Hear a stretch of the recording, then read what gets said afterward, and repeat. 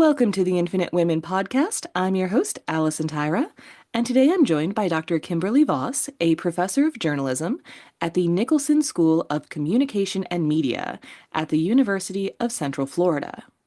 Now, while there have always been incredible women in American journalism like Nellie Bly, Ida Tarbell, and Ida B. Wells, Dr. Voss is particularly interested in the 1950s and 60s. So, why don't we start with a bit of context for what the media landscape looked like at this time? Women have always been part of American media from the very, very early days. And part of that was investigative journalism, what they used to call sob sisters, the idea that women would cover trials best because they were in touch with their emotions, and stunt girls who would fly around the country or do things that were literally stunts, that kind of thing. And those things were important in many ways because they made the front pages of a newspaper. And so that part of journalism allowed women to compete in kind of a man space, if you will. And these stories would run in every metropolitan newspaper in the country. My favorite part of women in journalism was in the women's pages. And that started in the 1880s at about the same time that sports sections began running in American newspapers, thanks to Pulitzer. They would run kind of together. And initially, women's journalism, in the 1880s, 1890s, wasn't quite that important in terms of their topics. It was very much about household issues, clothing, sewing, kind of that sort of thing. But as we go into the pre-World War II years, it actually got pretty important. They were talking about pay inequity, childcare, these kinds of things that during World War II became very important. And so these sections that started out as not that significant became a mix of hard news and soft news. And so, one of the things that comes up in various conversations is things that get classed as women's media. And so, in a journalism context, I feel like you've sort of told us what that meant, but I'm curious how it's evolved or not since this time period and what we're seeing today in stuff that's primarily targeted at women. Sure. So the early women's pages were called the four F's: family, fashion, food, and furnishings. And historians have largely said that's fluff. In other words, not important. And I've always found that problematic because I think those four things are often what we most care about, right?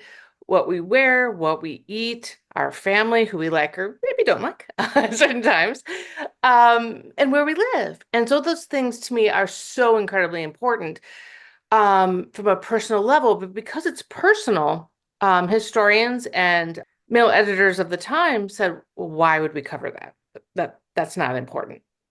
But again, I think it's central to who we are as humans. And so when we talk kind of about what we do today in terms of women's news, I think it's a mix of these things.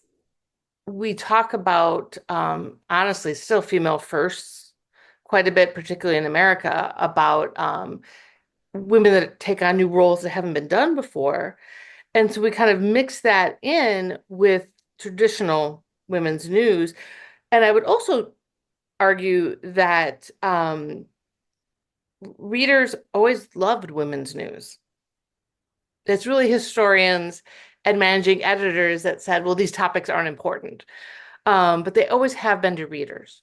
And so I'm sure that there were differences then versus now in the messaging that conveyed what are socially acceptable roles for women and girls. But I also feel like there is, in this particular moment in the US, a return to conservative media. Not that it ever fully went away, but it actually seems like you've got a lot of like tradwives, for example, are sort of the epitome of that, where it's almost like this nostalgia for something that never really existed. And in fact doesn't actually exist for the tradwives. Like if you actually look at it, most of the time it's like, no, she actually has like a bunch of money and she's not actually doing like real labor. She's just doing it aesthetically for Instagram or whatever. Right. And I also think it devalues things that women might like to do. I do a lot of work on food journalism. Often the weekends are the big meal planning, making the multi-course kind of meal. And somehow that means that a woman isn't serious about her career or her life if she wants to cook a big meal. We've seen over recent years, women who are beginning to sew again, right? Or crochet or do some sort of, fabric related work. And I've always found that problematic that somehow that makes a woman lesser. Whereas a man who wants to say, fix his car, he's not lesser for doing that. There's no trad husband version, right, of that. Or if he wants to, be a farmer or, do something with his lawn. And I think it's this continual devaluing of women's work because it somehow means if they care about some aspect of tradition, that means that they don't care about modern feminism, for example. If women want to do whatever they want to do, shouldn't that be okay? Like, I have sons, and if they want to bake cookies, everyone's like, yay, they want to do something that's female, right? But if females want to do something that's traditionally feminine, somehow that's not as accepted. And I find that truly bizarre. Well, it's also interesting because, like you were saying, these things are important. So, Yeah. clothing, not necessarily fashion, depending on how we're defining fashion. I'm probably on the least fashionable side of the spectrum, but what we put in our bodies and what we put on our bodies are fundamentally important parts of our lives. And this idea that cooking is somehow not intrinsic to our very survival is Right, ridiculous. exactly. And I say that as someone, my husband does basically all the cooking in our house because he's a foodie. He likes the mechanics of food. And because of that, he's better at it, right? I don't want to be one of those people who implies, oh, he's just naturally good at it and act like I'm weaponizing my incompetence. Um, but you know what I'm saying? Like, this is Yes. such an intrinsic part of our lives that everyone who is an independent adult should be able to sew on a button, should be able to cook themselves dinner. And if you care about what you're putting into your body, you should be able to cook a nice dinner. And by nice dinner, I don't mean anything complicated, but when my husband is on business trips, yes, he leaves me a freezer full of leftovers because I'm not sure he trusts me to feed myself. But I am capable of doing so. We both know I can. Well, and you also shouldn't be ashamed of liking doing it. Like, that's the thing I find shocking about, this time period. Liking cooking somehow makes you less of a feminist or less of a working woman. Why would that be lesser then? It seems to me like you should be able to enjoy that and like that. And if you don't, that's fine too, of course. But there's almost this shame I see when women like to do things that have been traditionally kind of a trad wife situation. Well, and let's get into one of your books, The Food Section, Newspaper Women and the Culinary Community. Since we're talking about food, tell me about your book about food. Sure. That was the first book I wrote, and honestly, my favorite, because there was such a place for women who were looking to work in journalism. They could be experts in food, and no one would question that because that's what women did. And so it was really truly an amazing thing, and historians had never looked at it. I wrote that book in 2014, and there was pretty much nothing that had been written. And I remember historians coming up to me at a conference going, I wish I would have thought to write that. And I was like, it was always there. Like it was always there. But it really was significant because that was one of the few things that women could do without question. And every newspaper across the country, whether it was a metro newspaper, a Black newspaper, a Jewish newspaper, everyone had a food editor. And they told such great stories. And they, for example, I'm from Milwaukee, Wisconsin, and it's a very, very German area. And the editor said, I would never tell anyone how to make German potato salad because you made it like how your mom made it. Like it was so hyper local in that way, that it really made that kind of sense. Also, these women traveled not just the country, but the world. So many of the women, for example, would review restaurants and they would explain to their editors, oh, I don't know what Italian food is unless you send me to Italy. And it happened all the time. They traveled the world, just, getting to know the recipes and the taste and the dishes. They went to Africa, they went to Australia, they went everywhere. And it was just amazing what they did. They could put a restaurant out of business, for example, if they said the food wasn't any good. Like they had power in a way that they had no other power at their newspaper or in other parts of the readership, but they could do that. And sometimes, because of home ec journalism or home economics journalism, they would share recipes. This was at a point in time, we forget about this with Google, but they would call into their newspaper and say, can you please send me this recipe? And they would have just filing cabinet upon filing cabinet. And someone would just find the recipe and mail it to them. That's how connected they were. And that was kind of eye-opening in some ways for me too, just to see how much these sections mattered, to their communities. And it really was truly amazing. I ended up, I think, with 65 food editors I looked at, and they were just truly amazing. I find it really funny that someone, I assume men, were saying, why didn't I think of this? It's like, well, because you probably didn't think that these sections were important because they were women's work. Yep. Hmm. Oh, 100%. But one of the things that's particularly interesting about food, as we're talking about food as like a woman's domain, at least today, it's very much that's only in the home, only in an unpaid domestic context.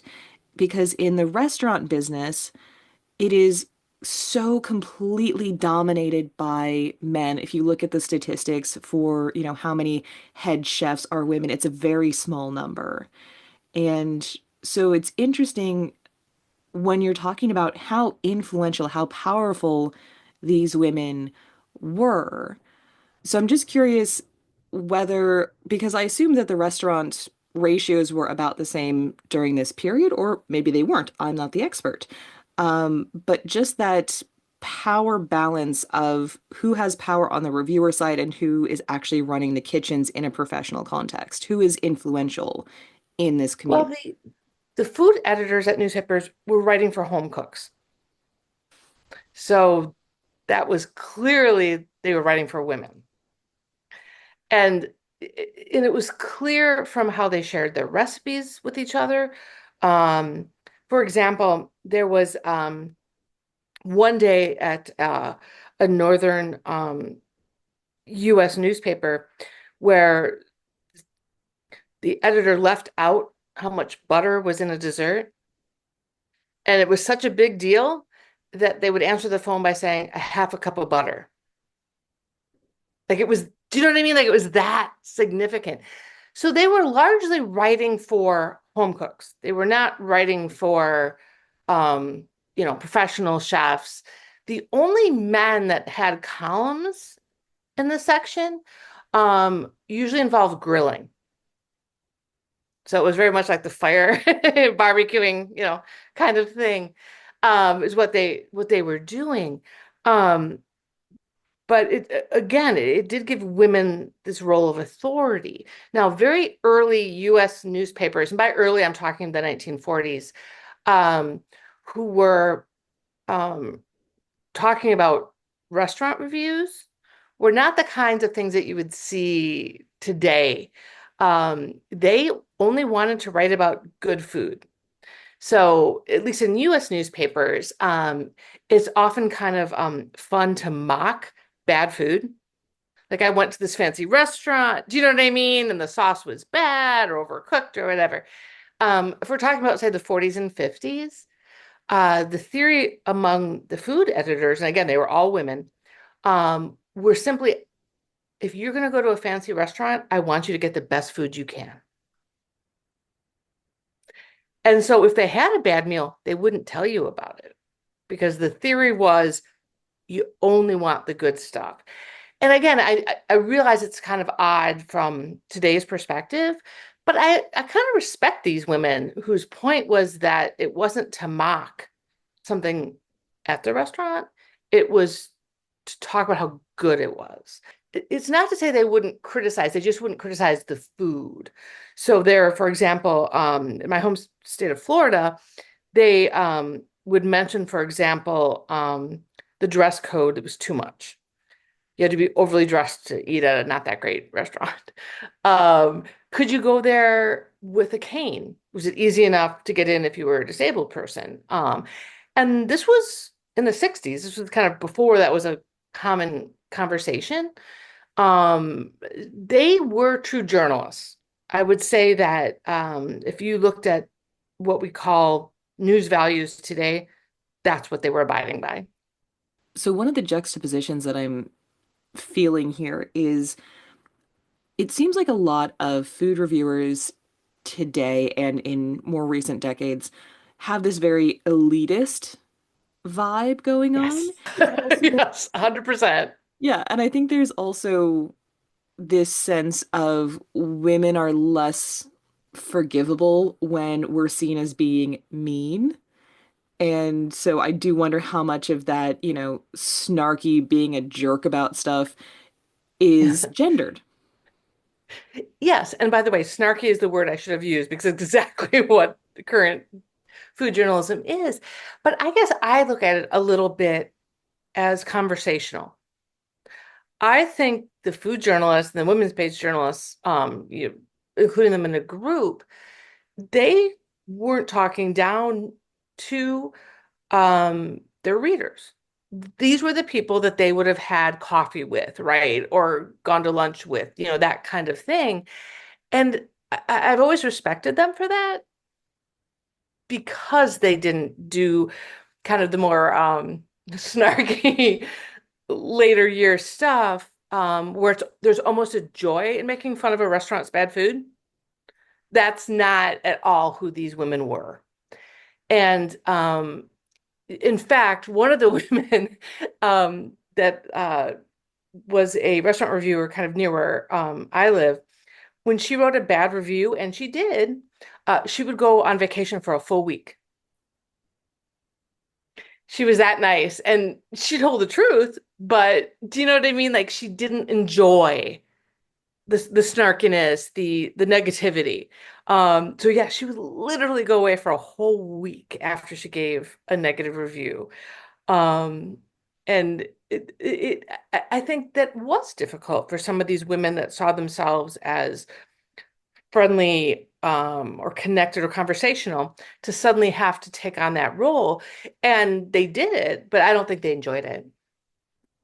Well, especially because, as you were saying, this wasn't, New York City where there's so many people.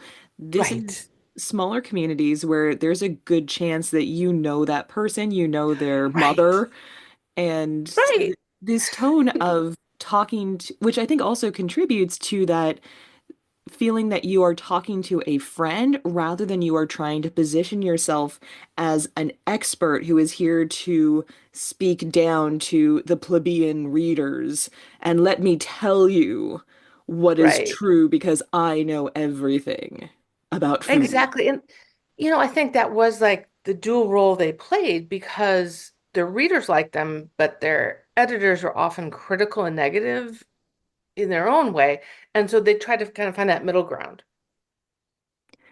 Now, switching gears from food to fashion, you've also written about newspaper fashion editors in the 1950s and 60s, women writers of the runway. And this was a real joy because I didn't know, I knew the food editors a little bit, but I didn't know the fashion editors until I started working on this book.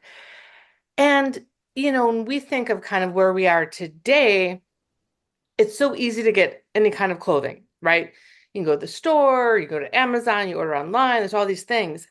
And it was so different to realize that people made their own clothes in a way that is not something that seems typical today. But in the newspaper, they would have patterns for clothing. And, you have the pattern, but you still have to find the clothing. You have to have a talent, a skill, if you will. And so it was amazing how women, particularly in the 50s and 60s, were changing from dressing like their mothers, because that was kind of the idea. You had white gloves and a hat and all that, into the 60s, which was a very changing time, particularly for young people and that sort of thing. Um, I'm in Florida where it's very hot all of the time. And I was amazed in the 50s that women would wear these big hats, white gloves.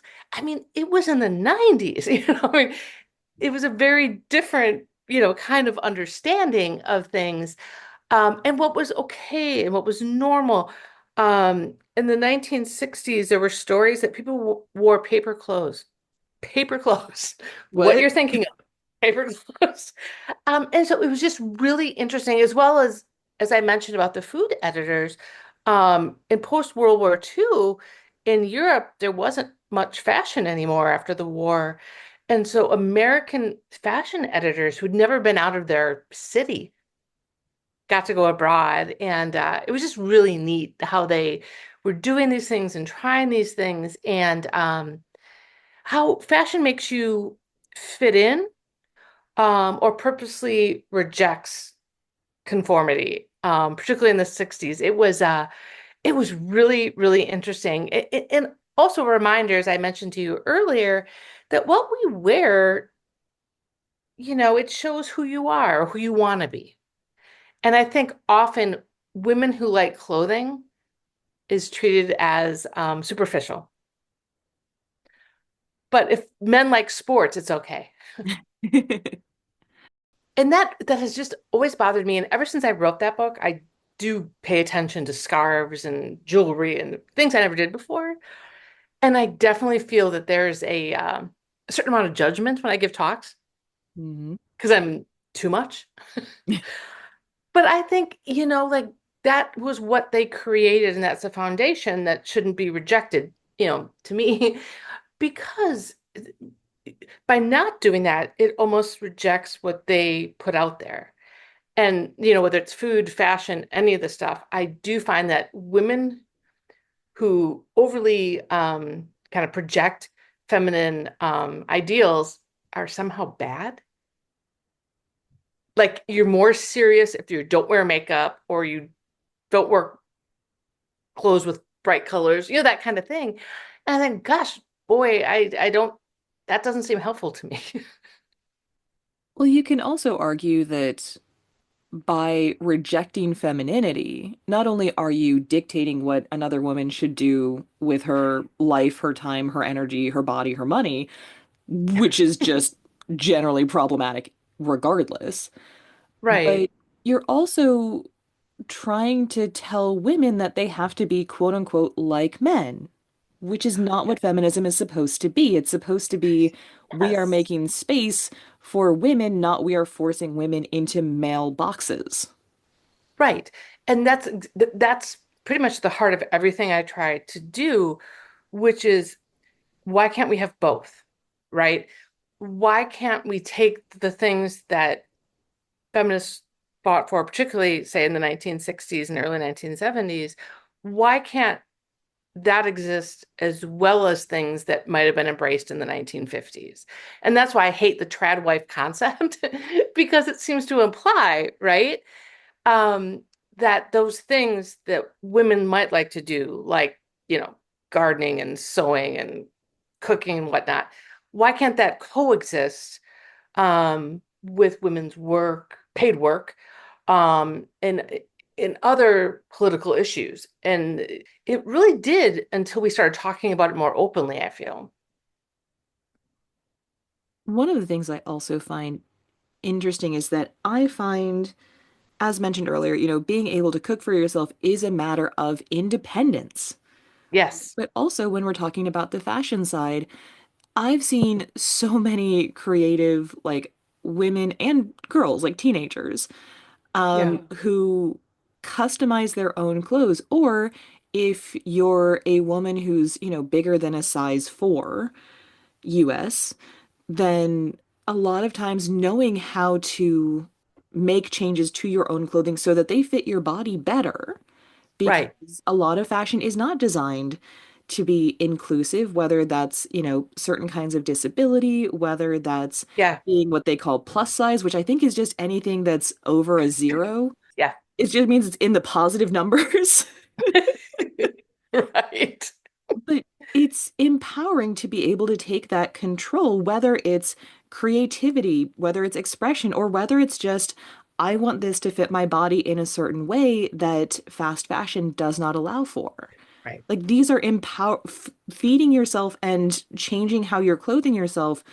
Those are control, those are empowerment. That is feminism. Right. We just don't talk about it, I think, openly in that sort of way, like in a broad sense. Speaking of women expressing opinions, uh, happens a lot on this podcast. Good. Um, Another of your books is called Women Politicking Politely. So going back to that question of women are more acceptable when they are not seen to be mean. And so the subtitle is Well-Behaved Women Making a Difference in the 1960s and 70s. So tell me about, from what you know, how respectability plays into both how women conduct activism and then how that activism is perceived. There's a bumper sticker, magnets, that sort of thing in the US that is well-behaved women rarely make history. It's a very common phrase. I actually end every episode with that phrase, so you'll be hearing that phrase momentarily.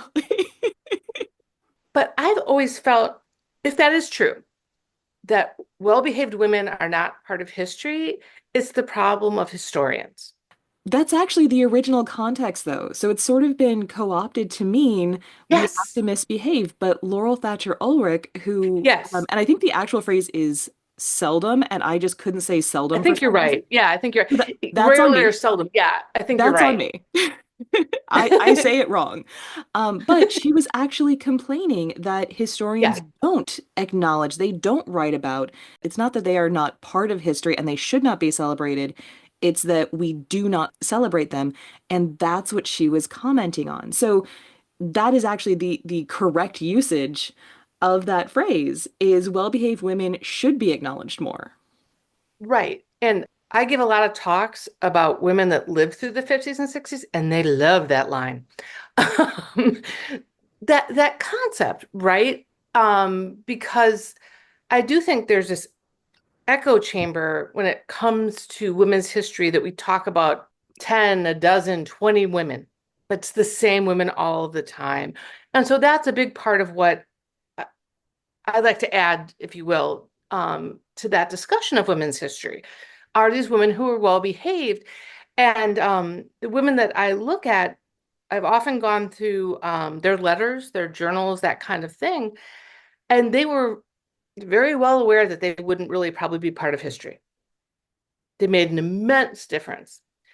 But they knew that within the 50s and the 60s, they couldn't. They had to be the well-behaved. And many of them mentioned the fact that they could say whatever they wanted if they wore lipstick and heels or lipstick and white gloves. Because, do you know what I mean? That was the place they came from, the agency they had, but they made an immense difference. But I talk to this about this to my students sometimes. You can't look through our eyes at their time period, right? What you and I might do now is not the same thing you would have done in the 1950s, 60s, or 70s. And so I think that's important to think about too. What did they have at their disposal? What could they say? What could they do? Particularly if they didn't want to get in trouble, they didn't want to lose their jobs, if they wanted to continue making a difference. And those kinds of women, there's more than I could ever research. There's so many. And I often say in my talks at the end, go and find the woman in your community that did this. The woman who's never been written about, who never got the attention, but really did create a library or a kindergarten or juvenile justice system. Go look at them because they're out there and they deserve recognition. And I have another episode with Meg Campbell from the Boston Women's Heritage Trail. And one of the things that we were talking about is on their site, which they graciously allowed me to share the biographies from that site to the Infinite Women database, which when you were saying, there's the same 10 to 20 women over and over again, that's actually where Infinite Women comes from, because you see all these listicles about 5 women artists you haven't heard of. And it's like, there's never just Right. five. And so then when I complain about like, oh my God, this work never ends. And my husband's like, you literally called it infinite. You did this to yourself. Uh, but one of the things that Meg and I were talking about is that importance of local history, societies, and sites, and all of that is getting these stories out. A lot of the stories on that site about, women who, maybe were immigrants who moved to Boston and opened up a restaurant and they were a community fixture for decades. Yeah. And they did make a difference, but they Yeah. didn't do it on a national scale. They didn't do it loudly. And Right. so that gets lost. And so that's really important that those stories are still accessible and they are everywhere, like you were saying. Well, and one of the women who's probably one of the most significant that I looked at, she wrote a letter to a friend and said, "No one will ever remember me." And that's in the back of my mind on my worst days. It's like, it's my job, you know. Most of the women I write about did not have children. A lot of them didn't marry. There was just not family that would continue their stories. And so I do find that an important responsibility to make sure that what they did, even if it was behind the scenes, they weren't, on the front pages of a newspaper, that their stories are told because it adds right to that conversation of how progress is made, or sometimes how progress isn't made. And then in 2023, you published Vivian Castleberry Challenging the Traditions of Women's Roles, Newspaper Content, and Community Politics. So, as far as I know, this is the only book that you've written that focused on one specific individual woman. Is that correct? You are so smart. It was so scary. Yes. Because, I mean, when you have lots of people, right, you bring in everything. Vivian was also the only woman I ever met of the women I write about. So that adds to that responsibility. And Vivian was probably the most special person of any of the women I wrote about. She was from Dallas, Texas, in the US. She covered the Kennedy assassination. She spent 50 years writing about every part of women's news. She was the first woman to be on the editorial board of her newspaper. She was very proud of that until she realized all they did was talk about football and she resigned.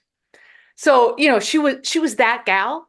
Um, and she had 6 children. The only boy died when he was only a few hours old, but she had 5 girls. And her husband said that they made everything work. He was a school teacher because he knew how to braid hair and he could take care of things. And his name is Curtis Castleberry, and that's the name of my oldest son. Because I thought if you could be that kind of dad, that's the best namesake I could give to my kid.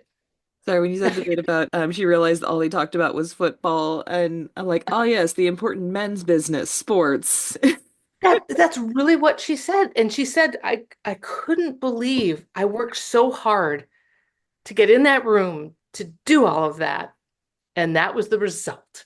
But then she also spoke about it. And that's, I think, an important thing too, is that would women fight hard for a position and then it's not what you wanted? Talk about that too.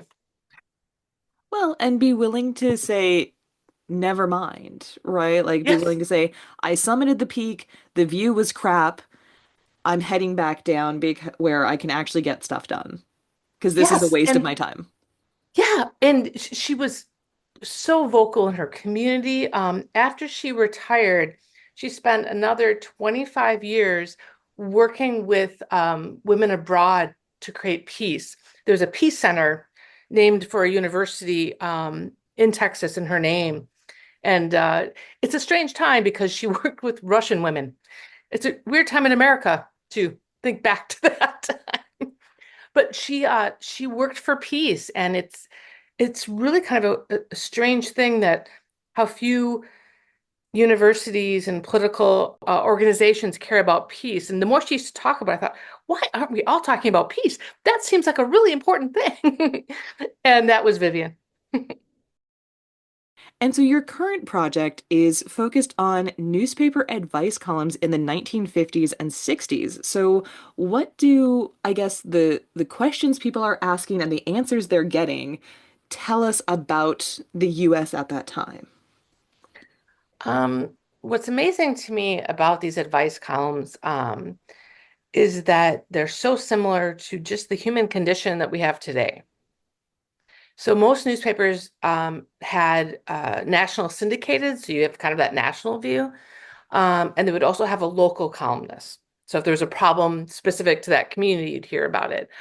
Almost every newspaper had a teen advice column, which is not something I feel like you hear much about today.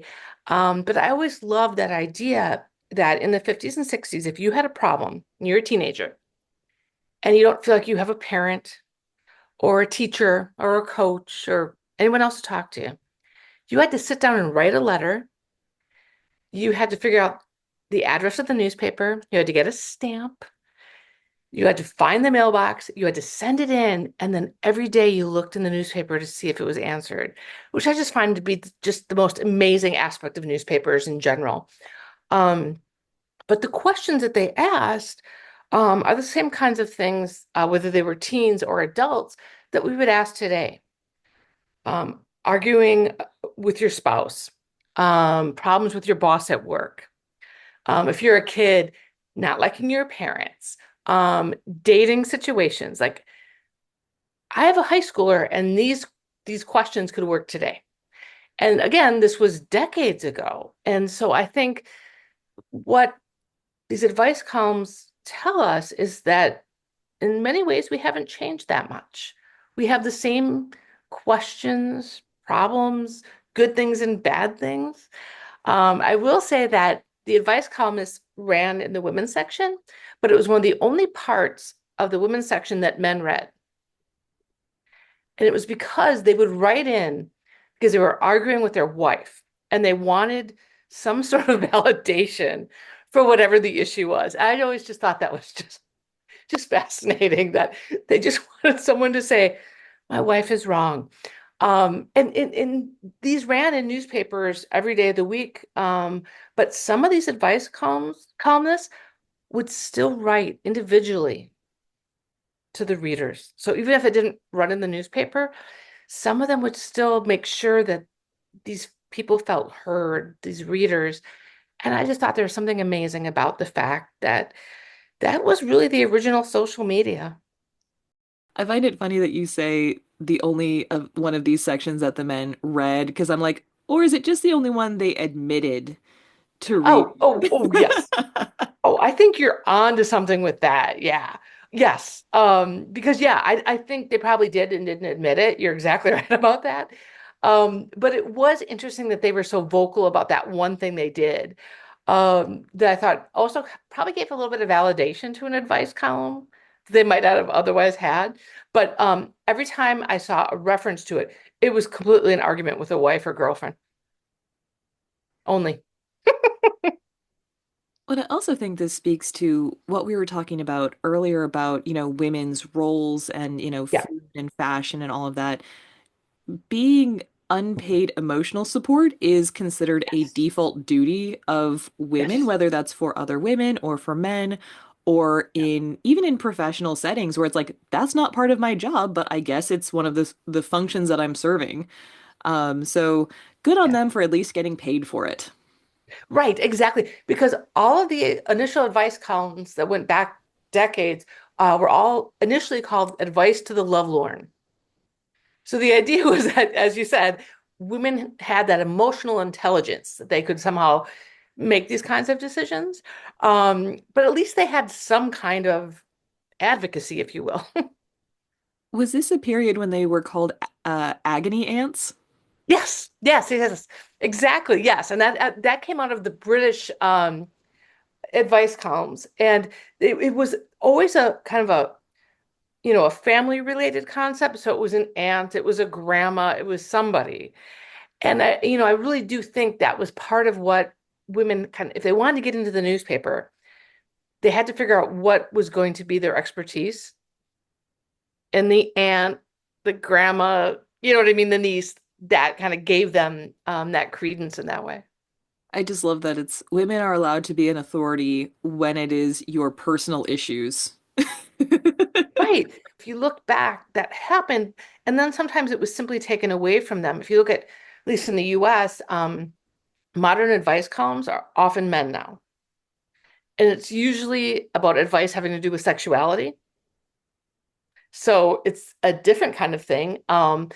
When women stopped being food editors, it was all men, and they were again grilling things or creating cocktails and that sort.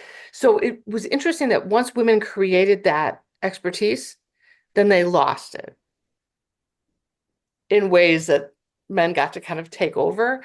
And I don't know, I guess part of that made me sad.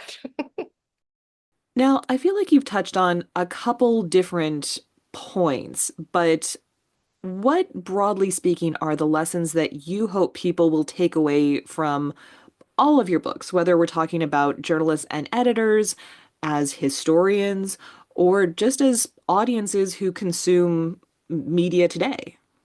Women are a big part of our history that isn't told. I find it consistently shocking how few women really are part of history, specifically local history. They made such a difference, and they don't get recognition for what they've done. We take advantage of the things they created without giving them the credit.